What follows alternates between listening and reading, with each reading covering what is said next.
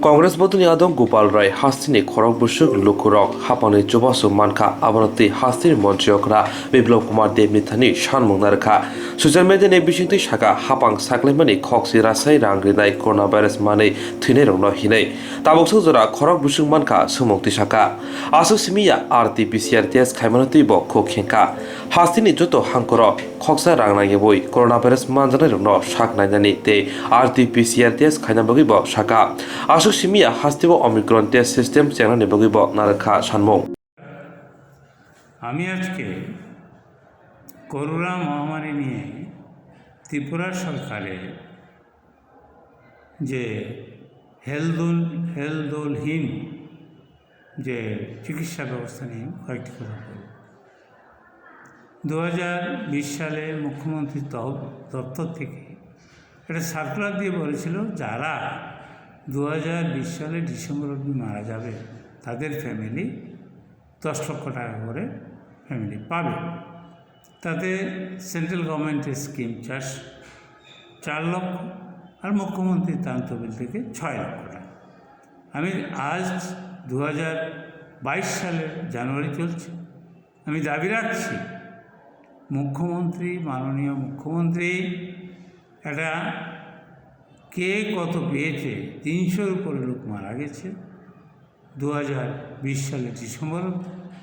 কে কত টাকা পেয়েছে সেটা একটা শ্বেতপত্র উনি প্রকাশ করার জন্য আমি দাবি রাখছি। দ্বিতীয় কথা, ওরা বড় বড় কথা বলছে যে বিনা পয়সায় চিকিৎসা করছে। জিবি হসপিটালে RT-PCR করতে গেলে 500 টাকা করে নিচ্ছে, TMCতে 750 টাকা করে নিচ্ছে।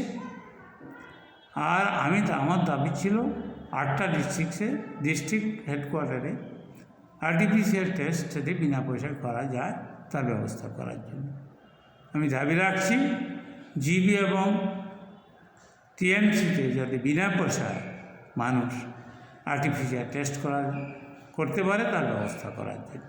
শ্রমিক, কৃষক, মেহনতি মানুষ, গরিব, তারা কি করে 500 টাকা 750 টাকা দিয়ে করবে? দ্বিতীয় কথা, ওমিক্রন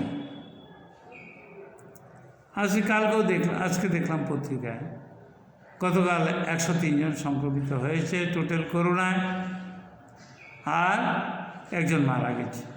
কিন্তু তার দুর্ভাগ্যের ব্যাপার, ওমিক্রন টেস্ট করার মতো মেশিন এখনও ত্রিপুরা সরকার আনেনি। তাইলে 103 জনের মধ্যে যারা করোনা পজিটিভ হয়েছে, ওমিক্রন আছে কিনা সেটা ডিটেক্ট করবে কি করে? আমি দাবি রাখছি অনতিবিলম্বে ওমিক্রন টেস্টের জন্য মেশিনারি আনার জন্য আমি ত্রিপুরা সরকারের কাছে দাবি রাখছি। আর নির্মলা সীতারামন, নমস্কার। আমি আজকে ত্রিপুরার সমস্ত হসপিটালগুলি ইনক্লুডিং জিবি হসপিটাল রক্তের স্বল্পতায় ভুগছে। ব্লাড ব্যাংকের রক্ত যে কোনো গ্রুপের রক্তের জন্য গেলেই বলে রক্ত নেই। মোরওভার কেউ যদি রক্ত দিতে যায় অনেকে ফিরে আসে, কারণ ব্লাড ব্যাংকের ইনফ্রাস্ট্রাকচার অনেক দুর্বল। এটা ত্রিপুরাতে দীর্ঘ 20-25 বছর এই ধরনের রক্তের ক্রাইসিস আগে কোনো দিন হয়নি। ক্যান্সার হসপিটালে রোগীরা রক্তের জন্য, রোগীদের আত্মীয় স্বজন হাহাকার চারিদিকে ঘুরছে। হসপিটালে মুমূর্ষু রোগীদের রক্তের অভাবে অপারেশন হচ্ছে না।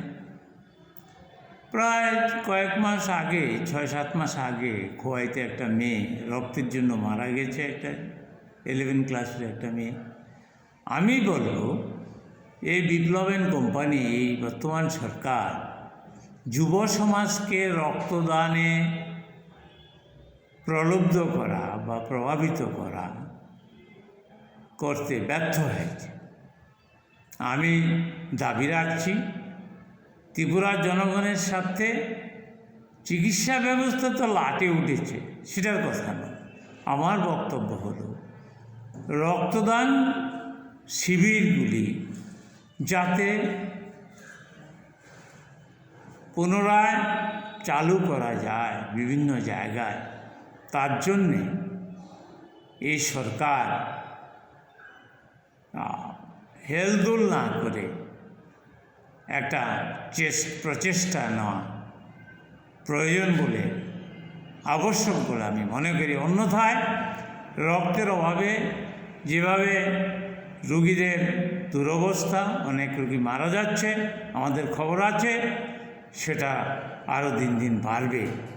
আমি রাজ্য সরকারের কাছে দাবি রাখছি রক্তদান শিবিরের ব্যাপারে রাজ্য সরকার, বিশেষভাবে স্বাস্থ্য দপ্তর আরও বেশি সক্রিয় হওয়া উচিত।